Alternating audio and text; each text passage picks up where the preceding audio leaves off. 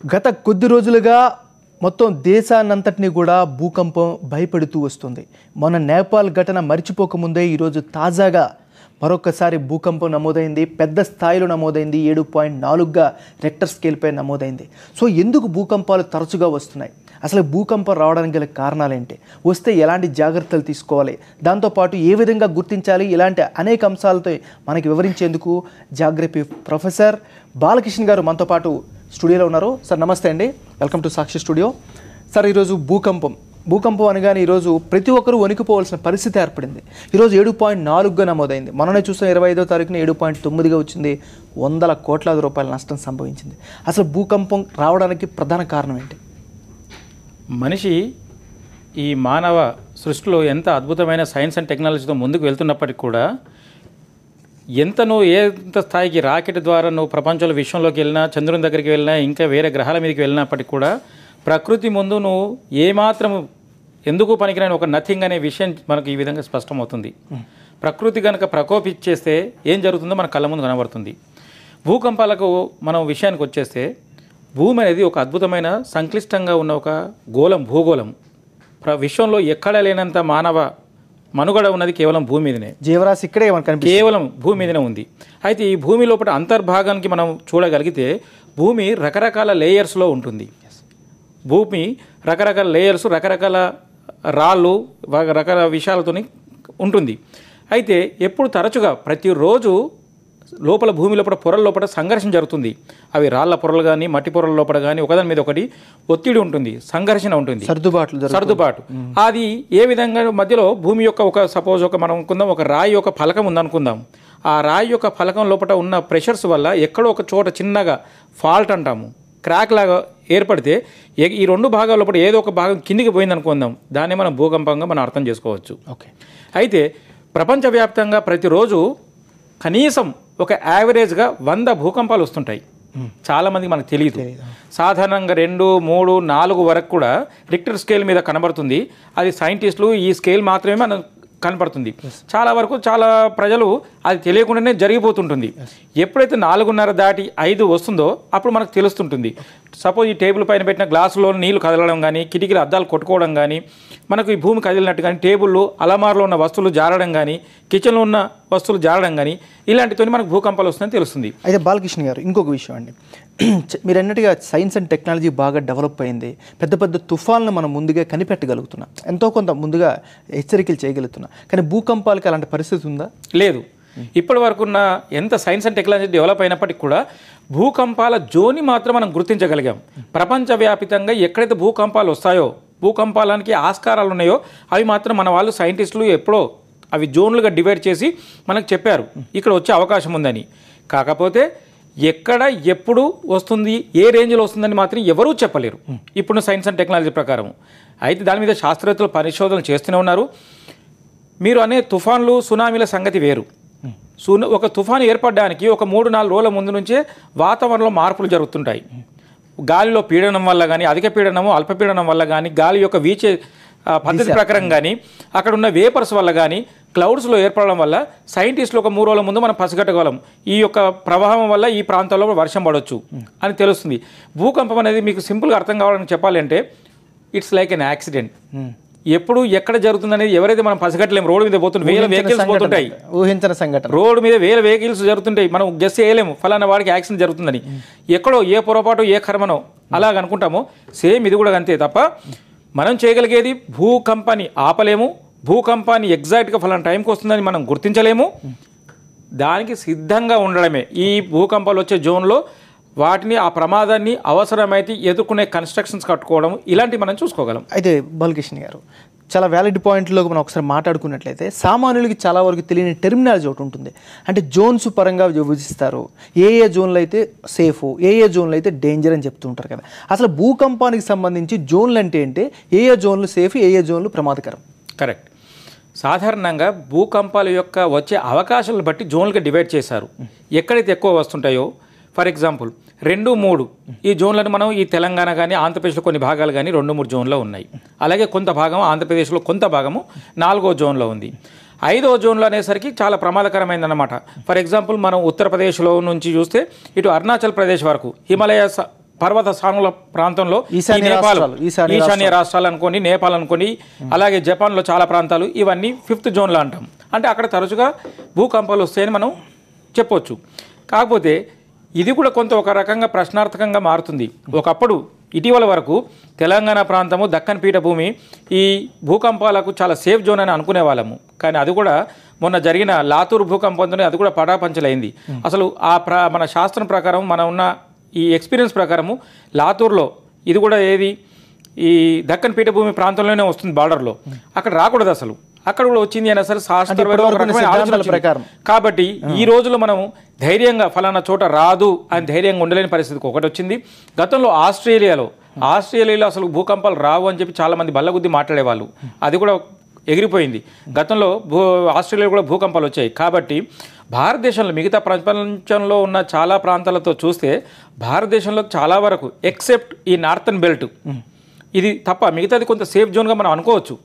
Sir ఇంకొక విషయం sir, మనం తరచుగా చెప్తుంది ఎక్కడ యాక్సిడెంట్ జరుగుతుందో దాన్ని భూకంప కేంద్రంగా మనం భావిస్తాం.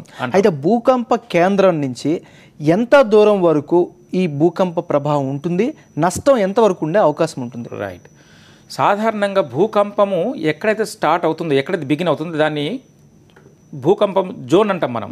దాన్ని సెంటర్ పాయింట్ భూకంప కేంద్రం అంటాం. అది ఎంత లోతులో ఉంటే అంత యొక్క ప్రభావం ఎక్కువ ఉండే అవకాశం ఉంది.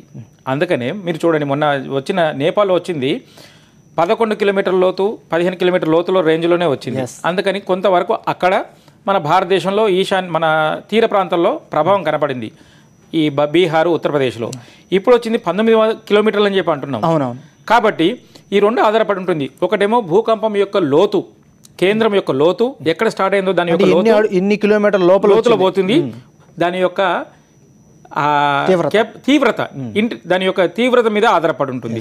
ఎంత తీవ్రత ఉంటుంది అంత చుట్టూ దాని యొక్క మనం చెరువు నీళ్ళలో ఒక రాయి వేస్తే అలలుగా ఎట్లయితే గుండ్రగా సర్క్యులర్ లేగల దాని యొక్క అలలు ప్రవహిస్తాయో దీని యొక్క ప్రభావం కూడా అదే సర్క్యులర్ మేనర్లో ఉంటుంది. అందుకని మీరు చూడండి, ఈరోజు వచ్చిన భూకంపం వల్ల అటు ఆఫ్ఘనిస్తాన్ నుంచి ఇటు చైనా వరకు, ఇటు ఇండియన్ ఓషన్ లోపల ఉన్న కొన్ని కంట్రీస్ వరకు కూడా ఎఫెక్ట్ అయింది, మన భారతదేశంతో సహా. అయితే సార్ ఇంకొక విషయం ఏంటంటే, ఈరోజు ఎక్కడో నేపాల్లో ఉన్నటువంటి ప్రాంతంలో, సౌతర్న్ ఈస్టర్న్ ప్రదేశ్లో ప్రాంతంలో వచ్చింది, ఇక్కడ ఆంధ్రప్రదేశ్లో కూడా దాని ప్రకంపనలు కనిపించినాయి. అంటే పెద్దగా లేవు, జస్ట్ ఇది ఫీల్ అయ్యారు ప్రజలు. అంటే అంత దూరం ట్రావెల్ చేసింది, దీన్ని ఏ విధంగా చూడాలి? ఎస్, ఇది కేవలం మన ఆంధ్రప్రదేశ్తో ముడిపెట్టకుండా ఆఫ్ఘనిస్తాన్లో వచ్చిన, నేపాల్లో వచ్చిన, చైనాలో వచ్చిన దీని యొక్క ఇంపాక్ట్ చుట్టుపక్కల ఉన్న కంట్రీస్ మీద కూడా ఆధారపడి ఉంటుంది. అదొకటి గుర్తుంచుకోవాలి.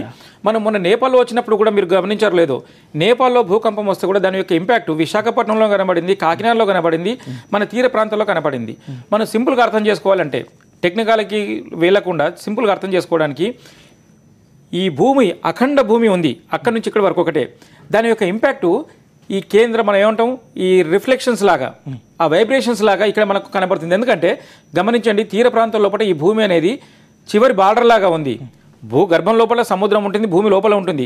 కానీ ఇది ఒక అంచులాగా అనుకోండి. దాని యొక్క రియాక్షను మధ్యలో ఉందంతా ఇంటాక్ట్గా భూమి ఉంది కాబట్టి దాని యొక్క రియాక్షను మీకు ఆ వైబ్రేషన్స్ ఆ చివరిలో కనబడుతున్నాయి. అదే మనం ఆ విధంగా అర్థం చేసుకోవాలి. ఇప్పుడు ఈరోజు ఎక్కడైతే నేపాల్కి సౌదర్ని పార్ట్లో వచ్చినటువంటిది, దాని ప్రభావం ఒకటివైపు టిబెట్లో కనిపించింది, చైనాలో కనిపించింది. చైనాలో కూడా సరిహద్దు చైనా ఏదైతుందో అక్కడ కూడా ప్రభావం ఎక్కువగా కనిపిస్తుంది అని చెప్పి చెప్తున్నారు. అంటే డ్యామేజ్ విషయంలో మనం ఏ విధంగా అర్థం చేసుకోవాలి? డ్యామేజ్కి వచ్చేసరికి 2-3 ప్రభావాలు ఉంటాయి. ఒకటి భూకంపం యొక్క తీవ్రత, భూకంపం యొక్క లోతు. మూడవది ఈ ప్రాంతంలో ఎక్కడైతే మనకు ఈ వైబ్రేషన్ చూస్తున్నామో అక్కడ ఉండే మట్టి పొరలు ఉండే లక్షణాలు బట్టి. కొన్ని చోట్ల పూర్తిగా రాతి, ఇప్పుడు మన దక్కన్ పీఠభూమి ఉంది, ఇది చాలా గట్టైన భూమి. ఇక్కడ భూకంపాలు చాలా వరకు తట్టుకునే పరిస్థితి ఉంది. ఇక్కడ వచ్చిన పెద్ద మనకు లాతూర్లో వచ్చినప్పటికీ హైదరాబాద్లో మీకు చాలా ఎఫెక్ట్ తక్కువ కనబడింది. గమనించండి, అక్కడ వచ్చింది చాలా ఎఫెక్టివే భూకంపం. అలాగే ఈ రెసిస్టెన్స్ అంటాం దీన్ని, ఇక్కడున్న ల్యాండ్ యొక్క ప్రభావం వల్ల సాధారణంగా భూకంపాలకు మనం సేఫ్ జోన్ అంటాం. అందుకనే అదే మనకు ఈ కోస్టల్ ఆంధ్రలో చూస్తున్నా మన రాబోయే ప్రపోజ్ చేసే తుళ్ళూరులో రాజధాని ప్రపోజల్, అక్కడ కొంత సెన్సిటివ్ ఏరియా అది. కాబట్టి అక్కడ మనకు తొందరగా మీకు తీర ప్రాంతంలో ఎఫెక్ట్. ఈరోజు ఢిల్లీలో యమునా నది పరివాహక ప్రాంతంలో ఎక్కడైతే ఉన్నాయో అక్కడ డ్యామేజ్ ఎక్కువగా వచ్చే అవకాశం ఉంది, ప్రమాదం ఉందని ఆల్రెడీ ఎక్స్పర్ట్ చెప్తూ ఉన్నారు. ఇది కొత్తది కాదండి. గతంలో ఈ హిమాలయ ప్రాంతాల లోపల చాలా రకాలు చిన్న ఏమాత్రం తేడా వచ్చిన ల్యాండ్ స్లైడ్స్ రావడము, వరదలు రావడము, వర్షాలకు కూడా ల్యాండ్ స్లైడ్స్, కొండ చర్యలని విరిగిపోవడము, ఈ రకమైన ప్రభావం ఉంటుంది. తర్వాత ఎక్కడైతే ఈ గంగా నది ప్రవాహం ఉందో ఆ ఏరియా అంతా కూడా చాలా రోజుల కిందనే మనం డిక్లేర్ చేశారు మన వాళ్ళు సైంటిస్టులు, ఇది భూకంప వచ్చే అవకాశాలున్న జోన్ అని. కాబట్టి దాంట్లో రావడం వల్ల కొంత వింత లేదు, ఆశ్చర్యం లేదు. అయితే సార్ ఇంకొక విషయం, ఇప్పుడు 5 రిక్టర్ స్కేల్పై 5 కంటే ఎక్కువగా ఉంటే ప్రమాదం, దాన్ని గుర్తిస్తున్నాం, దాని ప్రభావం స్పష్టంగా మనం గుర్తించగలుగుతున్నాం అని చెప్తున్నారు కదా. అంటే 5 నుంచి 6 వచ్చేటప్పుడు, లేకపోతే 6 నుంచి 7కి, 7 నుంచి 8కి ఆ తేడాలు ఎట్లా మనం? సాధారణంగా 4-4:30 వరకు వచ్చేసరికి చాలా వరకు ప్రజలకు గుర్తించలేరు. కేవలం సైంటిస్టులు మాత్రమే ఆ సీస్మోగ్రాఫ్ మీద వచ్చే ఆ తేడా వల్ల మనం గుర్తుపడతాం, మనం కనిపెడతాము. కానీ ప్రజలకు సాధారణంగా రొటీన్ జీవితంలో ఉండే వాళ్ళకి తెలియదు. కాకపోతే 5 దాటగానే చిన్న రకమైన తేడాలు కనబడుతుంటే కిటికీల అద్దాలు కానీ కదలడం వల్ల కొంతమందికి తెలుస్తుంది. సరే, బస్సులో కానీ కారులో ప్రయాణం చేసే వాళ్ళకి పెద్దగా తేడా తెలియకపోవచ్చు. ఇంట్లో ఉన్న వాళ్ళకి, ఆఫీస్లో ఉన్న వాళ్ళకి ఈ ఫ్యాన్లు ఊగడం కానీ, టేబుల్ కదలడం కానీ దీనివల్ల మనకు తేడా తెలుస్తుంది. ఎప్పుడైతే 6 దాటుతుందో, అయితే ఈ 6 లోపల వచ్చే వరకు ఈ భూకంపం యొక్క తీవ్రత వల్ల ప్రమాదాలు, ప్రాణ నష్టం కానీ ఆస్తి నష్టం కానీ కొంతవరకు తక్కువనే ఉంటుంది. మరి అంతగా సీరియస్గా ఉండదు. అన్లెస్ ఆ బిల్డింగ్స్ కానీ ఆ కన్స్ట్రక్షన్స్ కొంచెం మంచిగా ఉంటాయి. మొన్న జరిగిన లాతూర్లో కూడా జరిగింది ఏమిటి అంటే, 6 పైన భూకంపం వచ్చినప్పుడు ఎందుకు జరిగింది అంటే, అక్కడ చాలా పాత రకమైన కట్టడాలు కేవలం మట్టితో, రాతి గుండ్లతో నిర్మించుకున్న గోడలు కాబట్టి పైన రాళ్ళనే వాళ్ళు ఒక కవర్ లాగా చేశారు కాబట్టి భూకంపంతో అవి చెదిరిపోయి వాటి కిందనే పడి మనుషులు చనిపోయారు, సజీవ సమాధి అయిపోయారు. ఈ సిమెంట్ కాంక్రీట్ కన్స్ట్రక్షన్స్ కానీ కొంచెం మంచి ఎఫెక్టివ్ కన్స్ట్రక్షన్స్ ఉంటే కొంతవరకు రెసిస్ట్ చేస్తారు. అయితే 6 దాటిందంటే ఈ నార్మల్గా ఏవైతే మోస్తరుగా ఉన్న కన్స్ట్రక్షన్స్ వల్ల ఎఫెక్ట్ అవుతుంది. 7 దాటితే ఈ ఆర్సీసీ కూడా, అది కూడా పటిష్టంగా లేకపోతే అవి కూడా కొలాప్స్ అయ్యే అవకాశం ఉంటుంది. కారణాలు ఏమైనప్పటికీ కూడా ఫౌండేషన్ సరిగా లేక, క్యూరింగ్ సరిగా లేక, కన్స్ట్రక్షన్ సరిగా లేకపోతే, ఏదో నాసిరకం కన్స్ట్రక్షన్ పోతే 7 దాటిందంటే ఇవి కూడా దెబ్బపడుతుంది. 9 వచ్చిందంటే మాత్రం చాలా ప్రమాదకరమైన పరిస్థితి. ఇంకా భారీ ఎత్తున నష్టాన్ని మనం చవి చూడొచ్చు. మనుషులు చనిపోతారు, ఆస్తి నష్టం కూడా చాలా ఊహకందనంత పరిస్థితి దారుణంగా ఉంటుంది.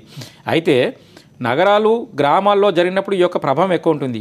ఇదే ఎఫెక్ట్ కనుక ఏదో ఎడారిలోనో ఏ అడవిలోనో జరిగితే దాని యొక్క ఇంపాక్ట్ తక్కువ ఉంటుంది. సముద్ర గర్భంలో ఈ కనుక భూకంపం వచ్చేస్తే అది సునామీగా దారితీస్తుంది. అంటే సార్ ఈ మూడింటికి తేడా ఏంటి? అంటే జనసాంద్రత ఉన్నటువంటి ప్లేసెస్లో భూకంపం వస్తే తీవ్రతకి, ఈ జనసాంద్రత లేనటువంటి అంటే ఎడార్లు వీటి అన్నిటికీ అక్కడ తేడా ఏంటి ప్రధానంగా? ఎడారి లోపల మీకు కన్స్ట్రక్షన్ కానీ మనుషుల యొక్క ఆనవాళ్ళు కానీ ఉండదు కాబట్టి అక్కడ వచ్చిన దానివల్ల అక్కడ పెద్ద పర్యావరణమైన నష్టాలు వస్తాయి తప్ప పర్యావరణ ప్రమాదం కంటే ఎప్పుడైనా సరే చాలా మంది అనుకుంటాం ఎడారిలో వచ్చిన దాన్ని it will have, nature will show it's impact. ఈ పర్యావరణమైన ఎఫెక్ట్ ఏమిటంటే ఎడారిలో రావడం వల్ల అక్కడ సరైన ఉష్ణోగ్రతల లోపల తేడా రావడం, వర్షపాతంలో తేడా రావడం ఈ యొక్క ఇంపాక్ట్ ఉంటుంది. ఇదే హిమాలయ ప్రాంతంలో రావడం వల్ల ఏమవుతుందంటే సడన్గా ఈ మంచు యొక్క తుఫాను రావడము, మంచు కరిగిపోవడము, కింద జారిపోవడము, వరద రూపంలో రావడము, అక్కడున్న ఉష్ణోగ్రతల లోపల తేడా రావడము, ఈ రకమైన మార్పులు వస్తుంటాయి. సార్ ఇంకొక విషయం అండి, మొన్న జరిగినటువంటి నేపాల్ ఇష్యూలో ఎవరెస్ట్ కూడా సుమారు ఒక చాలా వరకు కిందకి దిగింది, తన హైట్ కూడా తగ్గిందని చెప్తున్న కూడా ఇంటర్నేషనల్ మీడియా కూడా కన్ఫర్మ్ చేసినటువంటి పరిస్థితి. అంటే ఈ సర్దుబాట్ల వల్ల అలాంటి జరిగే అవకాశాలు ఉంటాయా? కాస్త కొంత మనం నిశ్చితంగా చూడాలంటే మొన్న జరిగిన నేపాల్లో భూకంపం యొక్క ఇంపాక్టు ఈ ఎవరెస్ట్ శిఖరం మీద పడలేదండి. కాకపోతే దాని వైబ్రేషన్స్ చాలా దూరంలో ఉంది. ఆ వైబ్రేషన్స్ వల్ల ఆ ట్రెమర్స్ అంటాం, దానివల్ల ఏమవుతుందంటే హిమాలయాల మీద కొన్ని వందల ఏళ్ళ నుంచి కప్పబడి ఉన్న ఆ మంచు ఈ కదలికల వల్ల కొంత కిందికి జారుతుంది. Okay okay. మీకు హిమాలయాల మీద కొన్ని చోట్ల 60-70 అడుగుల పైనే ఈ మంచు పొర ఉంది. ఆ మంచు పొర ఈ ట్రెమర్స్ వల్ల జారే అవకాశం ఉంటుంది. దానివల్ల మన వాళ్ళు భూమిలోకి కుంగిపోయింది, ఎవరెస్ట్ మీద ఎఫెక్ట్ వచ్చింది అని అంటారు. కానీ నిజంగా చెప్పాలంటే, సైంటిఫిక్గా చెప్పాలంటే హిమాలయాలు ఏమీ కుంగిపోలేదు, దాని యొక్క ఎఫెక్ట్ లేదు. కాకపోతే ఆ మంచు జారడం వల్ల, కిందికి జరగడం వల్ల మన వాళ్ళు అనుకుంటుంటారు అది జరిగిందని. అయితే సార్ మీరు ఇందాక చెప్పారు, అంటే నష్టాన్ని మనం కొంతవరకు తగ్గించగలుగుతాం, అది మన ప్లానింగ్లో ఉంటుంది, కానీ ప్రకృతి వైపరీత్యాలను అడ్డుపడలేమని చెప్పారు. ఒక్కసారి జపాన్లోకి వెళ్దాం. జపాన్కి సంబంధించి ప్రతిరోజు అక్కడ మనం చూస్తూనే ఉంటాం. ప్రతిరోజు వెరీ కామన్ అయిపోయింది వాళ్ళకి, నీరు ఎలా తాగుతారో లేకపోతే గాలిని ఎలా పిలుస్తారో అట్లా సరే ఒక భూకంపం వచ్చింది అనుకుంటారు. దానికి గల తేడా ఏంటండి? బాగా అడిగారు, మంచి ప్రశ్న ఇస్తారు. జపాన్ దేశమే భూకంపాల ప్రోన్ జోన్. అక్కడ ఎప్పుడు వస్తుందో తెలియదు. చాలా సహజంగా మీరు చెప్పినంత సహజంగా వారానికి 1-2 నెలలో ఒకటి ఖచ్చితంగా ఒకటి పెద్దది ప్రమాదకరమైనది భూకంపాలు వచ్చే అవకాశం ఉంటుంది. కాబట్టి అక్కడ తరతరాలుగా పిల్లలకి స్కూల్లో మనం వ్యాయామం ఎట్లా చేయిస్తారో, మెడిటేషన్ ఎట్లా చేయిస్తారో, అలాగే పిల్లలకి ఈ ఎర్త్‌క్వేక్ అంటే ఏమిటి, దాని యొక్క ఇంపాక్ట్ ఏమిటి, వాటి నుంచి ఎలా రక్షించుకోవాలని చెప్పి పిల్లలకి పాఠ్యాంశాల లోపల మనం స్కూళ్ళలో ప్రార్థన ఎట్లా చేస్తామో వాళ్ళకి నేర్పుతారు. అందుకనే ఎర్త్‌క్వేక్ వస్తుంది అనగానే వెంటనే అలారం మోగుతుంది, ఆ పిల్లలందరూ టేబుల్ కింద దాక్కోవడము లేదా ఓపెన్ ప్లేస్లోకి వెళ్ళడము సిద్ధంగా ఉంటారు టీచర్స్తో సహా. ప్రేయర్కి వెళ్ళినట్టుగా చిన్న ఇచ్చేద్దాం సార్. మాకు ఒక అప్డేట్ అందుతుంది. ఎన్జీఆర్ఐ టెక్నాలజీ అబ్జర్వేటరీ దగ్గర డైరెక్టర్ నగేష్ గారితో మా కరెస్పాండెంట్ జోయల్ ఉన్నారు. ఆయన మరిన్ని అప్డేట్స్ అందించడానికి సిద్ధంగా ఉన్నారు. Over to you Joel. Nagaraju, ఇప్పుడు మనము ఎన్జిఆర్ఐ సెస్మలాజికల్ అబ్జర్వేటరీలో అంటే ఇక్కడ మన దేశంలో వచ్చే ఏవైతే భూకంపాలు అయితే ఉన్నాయో అవన్నీ కూడా రికార్డ్ చేస్తూ ఉంటుంది. దీంతో పాటు వేరే సెస్మలాజికల్ అబ్జర్వేటరీస్ కూడా ఉన్నాయి దేశం అంతా. అంటే మన దేశంలో చూసుకున్నట్టయితే దాదాపుగా ఈ సెస్మలాజికల్ జోన్స్ ఒక 5-6 జోన్స్గా వీళ్ళు డివైడ్ చేసి అబ్జర్వేషన్స్ జరుపుతూ ఉంటారు.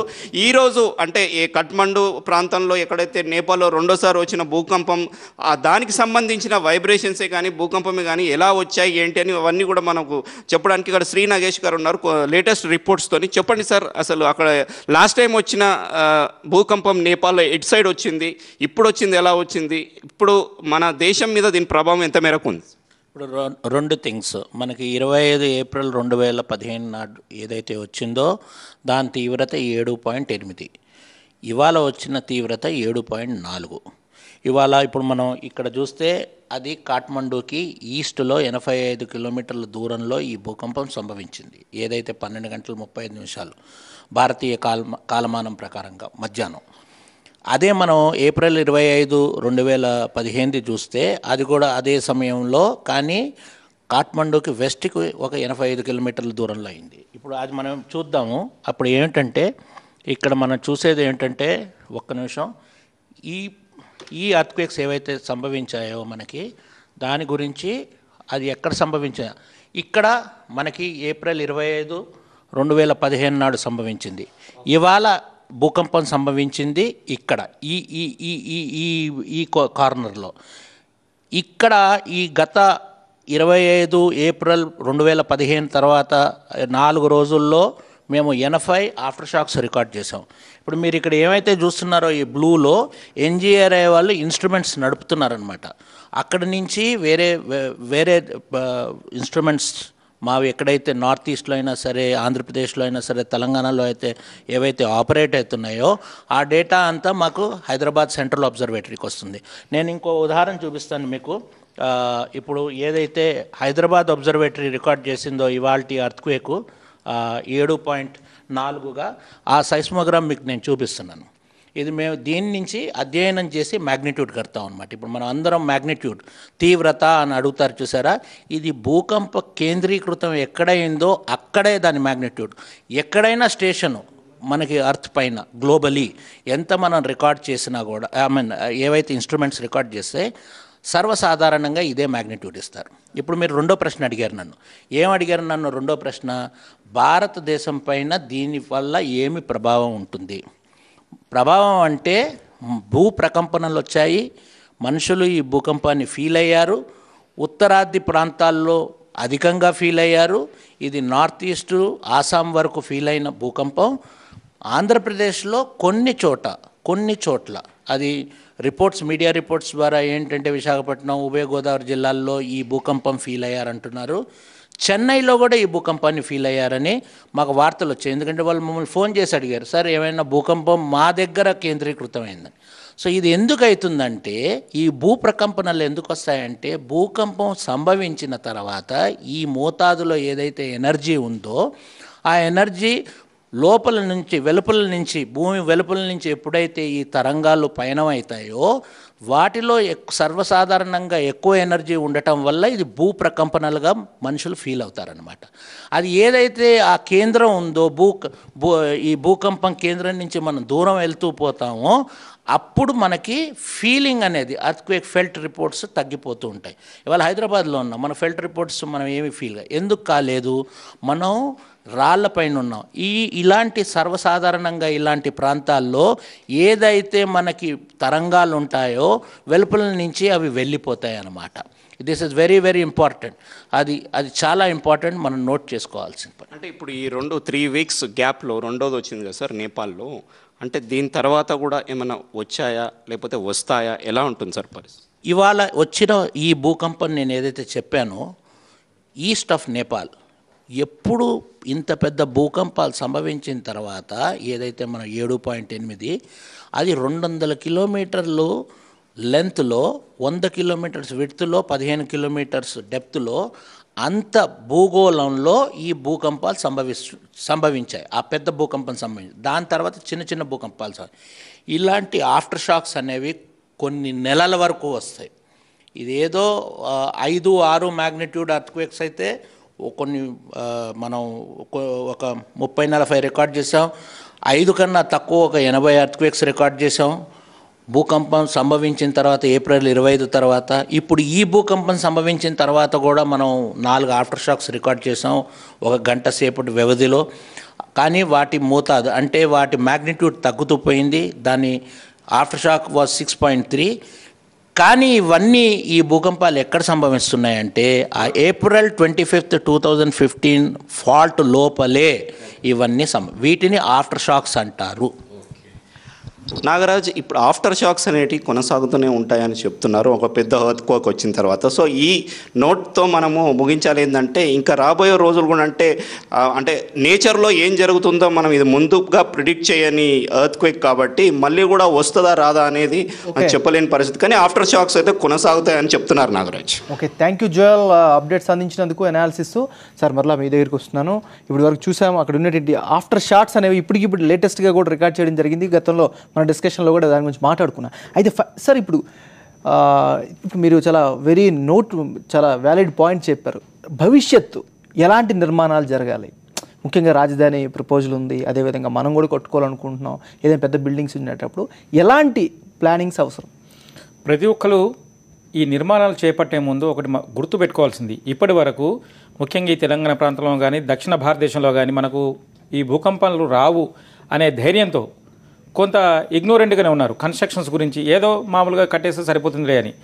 ఇప్పుడైనా కళ్ళు తెరిచి చూసుకోవాల్సింది ఏంటంటే ఏ ప్రాంతం కూడా భూకంపాలకు అతీతం కాదు, ఎక్కడైనా రావచ్చు. కాబట్టి ఆ కన్స్ట్రక్షన్స్లోనే కొంత మనం హృదయం విశాలం చేసేసుకొని ఒక్క 5 to 10% మాత్రమే కొంత కన్స్ట్రక్షన్స్, ముఖ్యంగా బేస్మెంట్ కట్టేటప్పుడు కానీ ఈ పిల్లర్స్ వేసేటప్పుడు కానీ కొంత జాగ్రత్తలు తీసుకుని, తర్వాత ఈ రోజుల్లో టెక్నాలజీ చాలా అందుబాటులోకి వచ్చింది. ఈ సివిల్ ఇంజనీర్స్ కానీ ఆర్కిటెక్ట్స్ కానీ చాలా చక్కగా డిజైన్ చేస్తున్నారు. భవిష్యత్తులో 9 పాయింట్స్ రిక్టర్ స్కేల్ పైన కూడా తట్టుకునే లాంటి నిర్మాణాలకు, భవన నిర్మాణాలను కూడా ఇప్పుడు మన జపాన్లో కడుతున్నారు. ఆ టెక్నాలజీ, దానికోసం జపాన్ వెళ్ళాల్సిన అవసరం లేదు, అక్కడ మన ఇంజనీర్స్ని ఇక్కడ తీసుకురావాల్సిన అవసరం లేదు. ఆ టెక్నాలజీ కాస్త మనం స్టడీ చేసేసి దాన్ని మనం మన కన్స్ట్రక్షన్స్లో ఇంప్లిమెంట్ చేయగలిగితే చాలా వరకు మనం భవిష్యత్తులో ఈ భూకంపాలు రెసిస్ట్ చేసే బిల్డింగ్లు కట్టగలము. తద్వారా ప్రజల జీవనాలు, ప్రాణాలు కాపాడగలము. ఈ ఆస్తి నష్టాన్ని కూడా మనం చాలా వరకు అవాయిడ్ చేయగలం. Thank you so much Balakrishna గారు, మీరు ఈరోజు స్టూడియోకి వచ్చి చాలా వ్యాలిడ్ ఇన్ఫర్మేషన్ ఇచ్చినందుకు thank you so much. Thank you. ఇది ఇవాళ స్పెషల్ డిస్కషన్ ఆన్ భూకంపాలు. Stay tune to Sakshi.